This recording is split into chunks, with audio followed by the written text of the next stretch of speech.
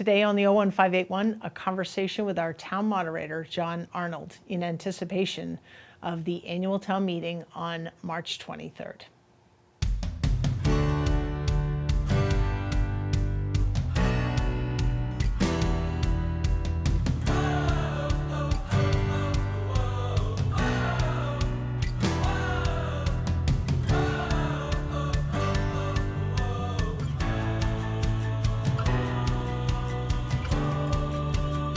Hi, and welcome back. I am joined today by the amazing, the one and only John Arnold, our town moderator. John is really iconic here in Westborough. It's the hair. If you've attended town meeting, you know John. If you haven't attended town meeting, you are missing a really important part of life and living here in Westborough. John has been our town moderator, presiding over our town meetings for 10 years. 10 town meetings, excuse me. This will be his 11th. John, welcome. Thank you, Shelby. Thanks for having me here. So I wanted to have you here because many people are very familiar with our town meeting format. Some are not, and routinely around this time of the year, being that town meeting is just around the corner, on March 23rd, we will, I thought it would be helpful to just kind of have a quick conversation, quick overview of what we do at town meeting, how things go. And this particular town meeting has a bit of interest because we have a number of citizens petitions, and we'll cover that too. So first of all, what's your role as town moderator? Well, my role as town moderator from the visible side is that I preside over the town meeting, which means I set some rules and regulations. There's a book called Town Meeting Time, published by the Massachusetts Moderators Association, that sets most of the rules, and then we have our own rules and traditions. So at the town meeting, I'm chief parliamentarian, where I decide rules of order and questions, and I always try to help guide the voters with what their options are and what the steps are. The sort of invisible side of my job is that I do some appointments. I appoint the 9-member Advisory Finance Committee. I appoint one member of the Walkup Robinson Trust, and I appoint a couple of members of the Capital Expenditures Planning Committee. If anybody's interested in any of those, let me know. Absolutely. Yeah, no, thank you. So we have, so town meeting is on Saturday this year. Yep. We're starting at 9 o'clock in the morning. Walk our viewers through kind of what to expect. All right, well, thank you. First of all, this is, I think, going to be the third or fourth year where we're starting at 9 o'clock on Saturday. So town meeting starts as promptly as we can at 9 a.m. on Saturday, March 23rd. So that's this Saturday coming up. And when I say as promptly at 9 a.m., the tradition we have here is if there's a line of voters to check in, and everybody who got in line at 9 o'clock, arrived at line at 9 o'clock, isn't checked in, I hold off until everybody who got there on time. But it's not like you can't come and go as you want. So it's not that you have to be there at 9 to start. Feel free to come when you can. I encourage all voters to come. So it's at the high school. Enter through the sort of what I think they call the upper back doors, where you walked in to vote. You'll walk in, you'll go downstairs or use the elevator if necessary. The town clerk and her staff will be there. You can say your name and your street address just like you're checking in to vote. And on Saturday when you do that, unless and until we run out of electronic voting devices, you'll get a little electronic voting device. If we run out, you'll get a slip of paper, and we'll talk about that in a bit, or we'll wait till we see if that happens. And then we start. We act on a warrant, which I think I have here somewhere. There's a warrant in here. So the warrant, I know Shelby has her copy. Essentially, think of the warrant as the agenda for the meeting. Right. So the only things we talk about are the warrant. So it's not an open forum. People see CNN or whatever and think of town halls. But that sets the agenda, and then we work through those in the annual town meeting, what we have in March. The biggest things are it sets the annual budget for the upcoming year that starts July 1st. So that's a key output, is the town has to set a budget before the July 1st year starts. And another sort of plug is that, open town meeting, which we still have here in Westborough, is really one of the closest forms of pure democracy that exists really anywhere in the world. So most of the time when we think about government, we think about having to call our representative or call our legislator and try to convince them to vote in what you think is your best interest. At the open town meeting, every voter acts as their own citizen legislator, and they can talk to advocate for themselves and try to convince people, or you can sit there quietly and just vote when you want to vote. So it's really great that everybody, and I encourage everyone to participate. Right, absolutely. And just to emphasize a couple points there, John, that folks can come and go as they wish. Yep. Westborough TV, as always, will be broadcasting town meeting live. So for folks, and we certainly understand, I mean, John, you and I have to be there all day, as do a number of other members of staffs and boards. But folks can come and go. I would encourage you to watch on Westborough TV. And, so if there's a particular article of interest that it's an easy way to follow along. Right. But if you come at the beginning, you get to hear John's awesome opening. You also get to hear from our Finance Committee Chair, kind of their State of the Union, and as well as our town manager. So we have a long warrant, 46? It's 46 articles. 46 I think, I don't know the exact, I think it's normally more in the 30s. We moved a number of years ago to having a regularly scheduled October town meeting, which shortened the warrant. I mean, back in the day, probably back in the late 70s when I first started mid to late 70s when I was first old enough to vote, we sometimes went Saturday and then Monday and then Tuesday and then went Wednesday and then Thursday. And now by having 2 regularly scheduled meetings, we've tried to average out, as Shelby mentioned this year, there are 14 citizen petitions. I'll talk about those briefly because I know they've attracted a lot of interest. So of the 14 citizens petitions, 13 are on items that really are beyond the town meeting's control. The state law says that voters can get, being a Commonwealth and the town traditionally following the Commonwealth, voters can have petitions and bring subjects to the town meeting vote. However, I've had a number of people say that they don't want us to revert to going to the old days of having Wednesday, the town meeting running like all week long. And so in response to a number of questions I've gotten, I'm going to propose at the beginning of the meeting that for any non-binding article, one that's asking to take an action that the town meeting doesn't have authority to do, I'm going to ask the voters if they would like to adopt the rule of the meeting to limit debate for each of those to 15 minutes. And then I would administer that 15 minutes, where 7.5 minutes sort of per side. It doesn't mean we have to fill the 15 minutes. It just means that rather than waiting to see if someone wants to move to terminate debate, we have a pre-established limit so people know what to expect. We'll see if the voters approve that, then that's what we'll do. And the other thing is that barring any vote to change the order, those non-binding articles will all be at the end. So the typical way this is that the town meeting votes on all the things that it actually has authority to act on first, and then takes up the other things. Sure, absolutely. And so with regard to that, what are some of, if you're new to town meeting, what are some of the basic things you need to know, and how best to prepare if you have time before town meeting? How do you prepare, and what should you expect when you go? Well, probably later today, or by the time people see this on TV, the Advisory Finance Committee's report and recommendations should be out in PDF format for people to download. So that has the warrant as well as the Finance Committee and Select Board's recommendations. So one thing is just to read through that to get a sense of what the actual topics to be voted on are, and then typically, the articles set the bounds of what the subject matter is. There's then a main motion that the proponent makes, which is the action that they're asking the town to take. And then sometimes there are presentations, and for articles where it's a complicated project and the town has the authority to act, there may be a 5 to 10 minute presentation.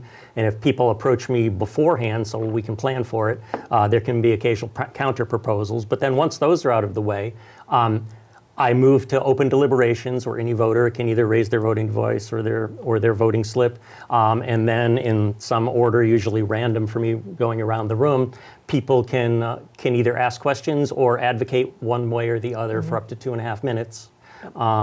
And then it's just one person at a time. That's a key thing. These aren't yelling matches, and essentially, think of it. It is a legislative session. The law says that one person speaks at a time, and my big power is that I get to choose who that person is, and then I do that. And then we have a bylaw that no person, other than answering a question that's been directed at them, can speak more than twice without permission of the meeting, which means it would go to a vote. So, so I always try to balance old timers, newcomers, people doing it, so people get a chance to see what it's like. And then I just ask people, think through what you're going to say. Either have a little note card with bullet points, make your point quickly. In 2.5 minutes, it's amazing the amount of information you can convey if you plan your thoughts ahead of time. Yeah, no, absolutely, and that is absolutely great advice. And so, in terms of the meeting itself and kind of what the legislative body can expect, I know we've made some provisions around all-important food.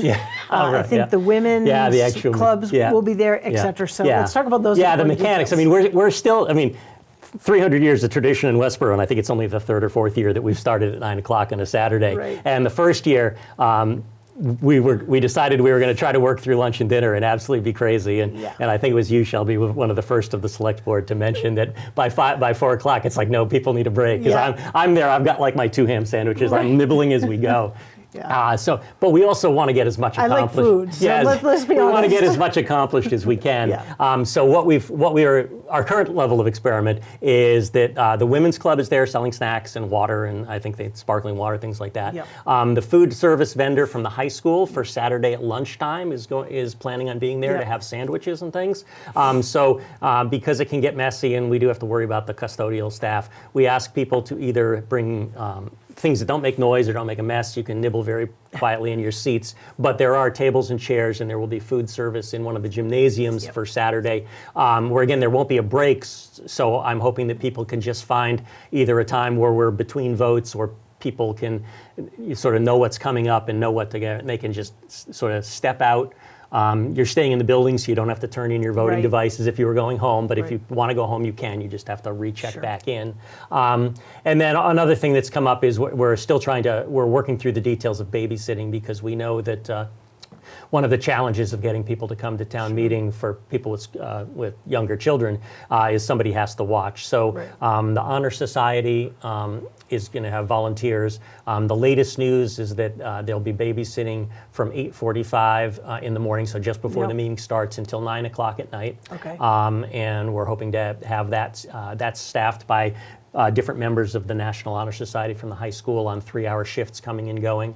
And we're hoping to have an adult volunteer checking in every once in a while to make sure things are going well. And I also want to mention that if a parent just needs a break with their child but still wants to know what's going on, unless there's an overflow crowd, we're not going to be taking votes from the gym, but the gym will be set up with audio visuals. So you could always just, if your child can be somewhat quiet, and if there aren't many people in there, you could go watch there and just interact with your child and then take them back to babysitting. So it's always a work in progress. We're trying to make it better every year. But can I go in the gym and just stretch out for a while? Excellent. Okay. And so there will be audio, there will be a broadcast, if you will, in the gymnasium, so folks can follow. I don't know this answer. Will their handhelds work in there? No, the current vendor that we use for electronic voting, they set up a private network that really only extends out to just barely to where the voting staff is, and in the auditorium, and because of the construction there. So unless there's an overflow, I also forgot to mention, because we found out that people, other than the crazies, can't go from like 9 in the morning till 11 at night without an actual stop. The plan is probably somewhere around the 5 o'clock-ish or so time to have a 90-minute or so dinner break where people can go quickly and come back. And that is at the vote of the body.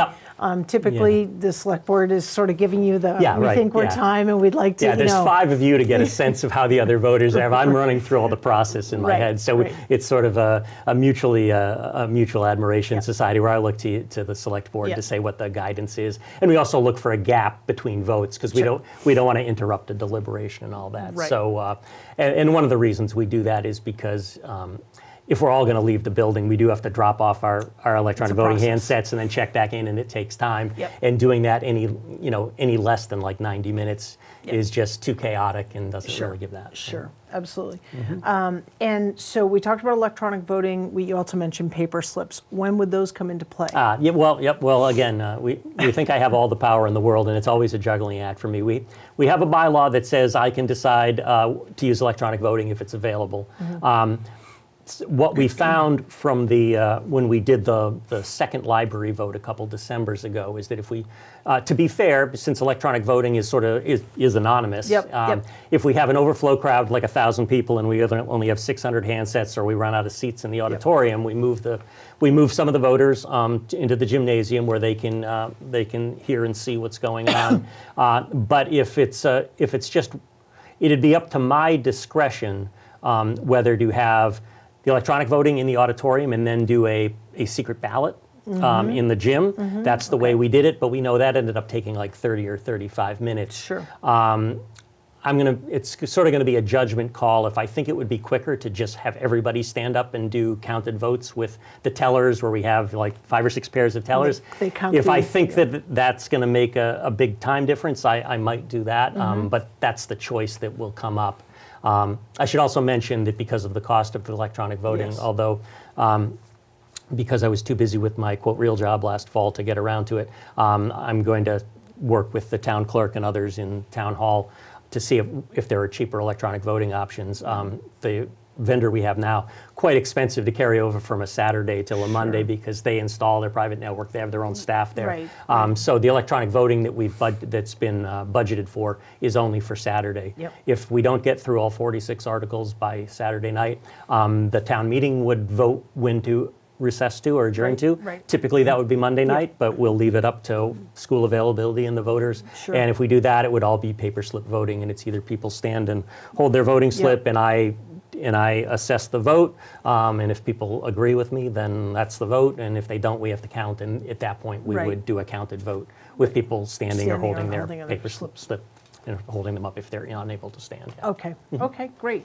And because we certainly want to make sure everyone's comfortable, we are out of, thankfully, the pandemic, but I understand there's still sensitivity. So we won't have a designated sort of mask-wearing zone, but for folks that feel like that they're comfortable, do what Anybody you need can. to do. Yeah. So it's just like going out shopping, going out to a restaurant, ever. There's no shame in wearing But masks. it's much more fun. Yeah. Okay.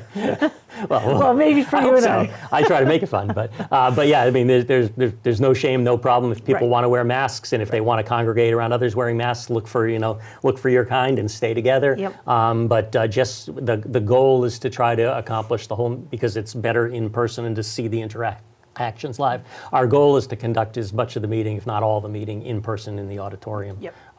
Things like that. Absolutely, great. And let's see, what else do we need to cover, John? We do have the traffic light, so people who are new yes, to that. yeah. That started a couple of years ago. I used to get comments about the fact that I'm busy juggling procedural rules with seeing where we are, and I used to have my phone where I'd use the stopwatch to make sure people were abiding to the Right. 2.5 minutes.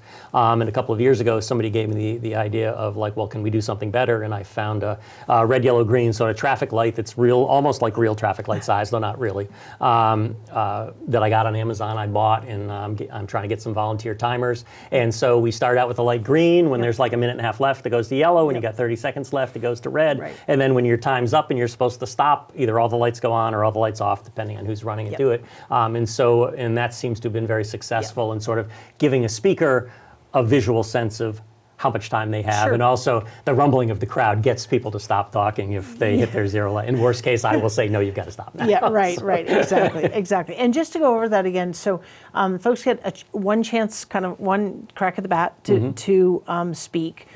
If debate is ongoing and that person wants to get up again, the idea, correct me if I'm wrong, would be that they're making a new point Yeah, I mean, yes. I mean, of course, it's not exact same words. This is one of the ones where it's sort of hard to regulate. Yeah. But you And hope I that. guess, how would you manage that? Yeah, Like, well, I mean, the hope. Well, first of all, I try to do it such that we hear new voices first. Yeah.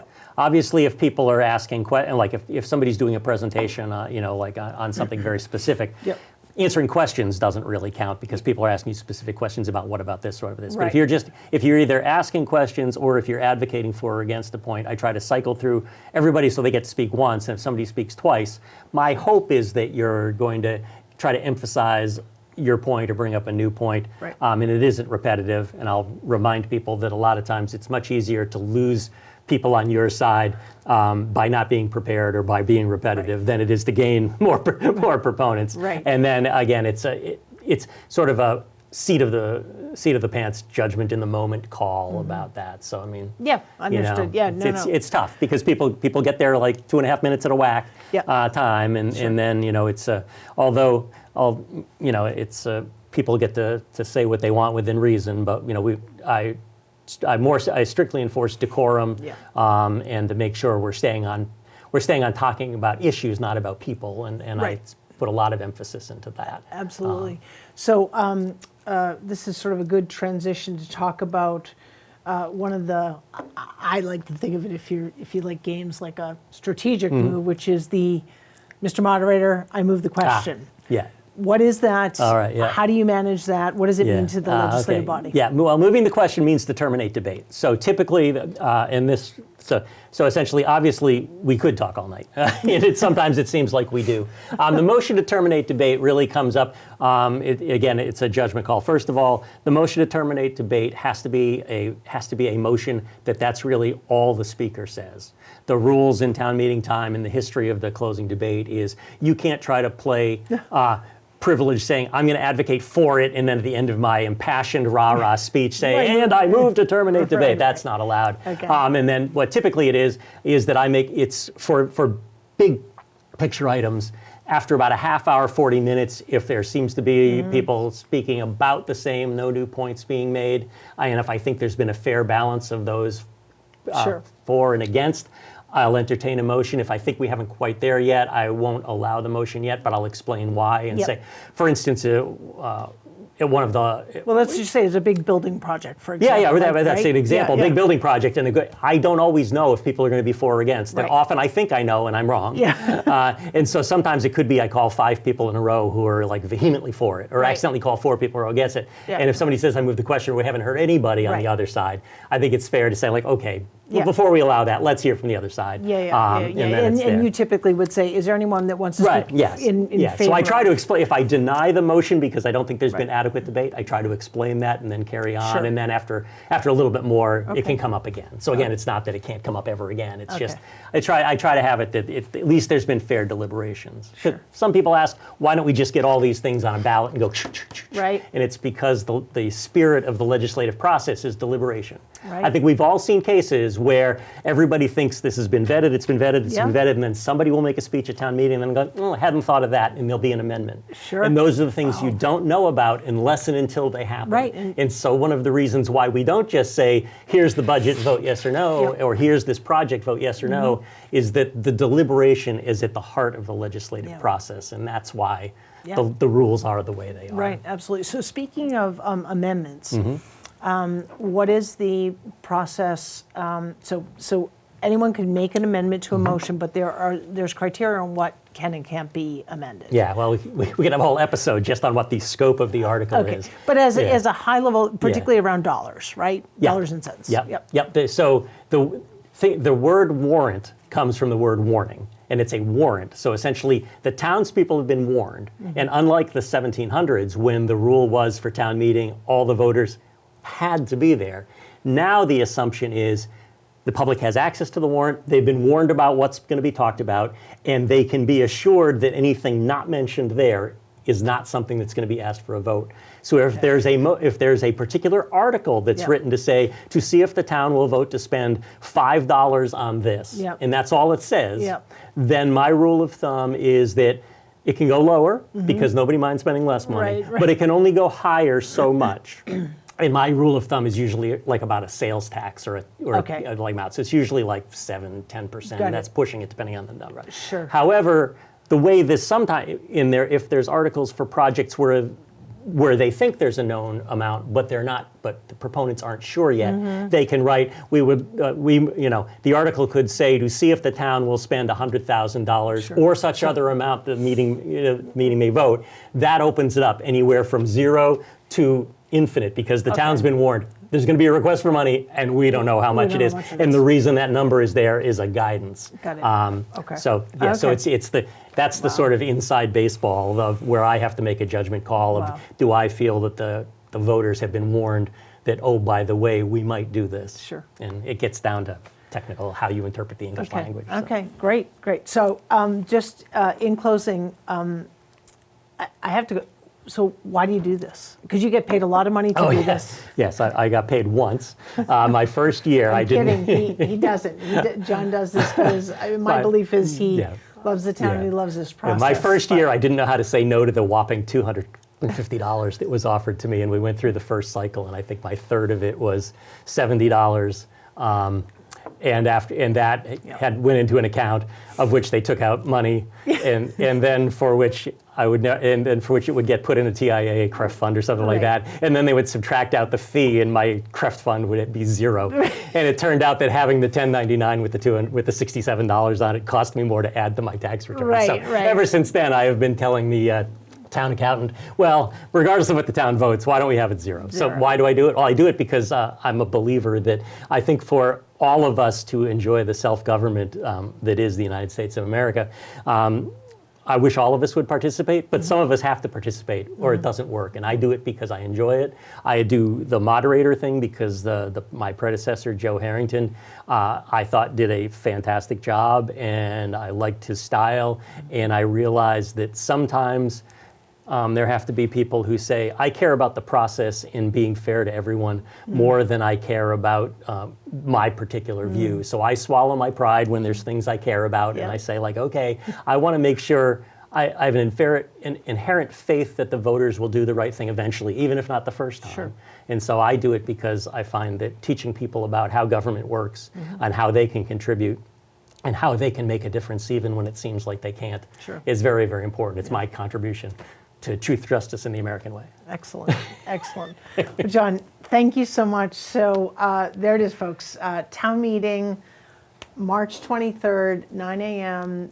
Show up early, get your voting, what do we call it? I call it a voting device. Voting device, thank you. Some people call them clickers, but I think that's a little bit too low key. for me. Right. Get your electronic voting device.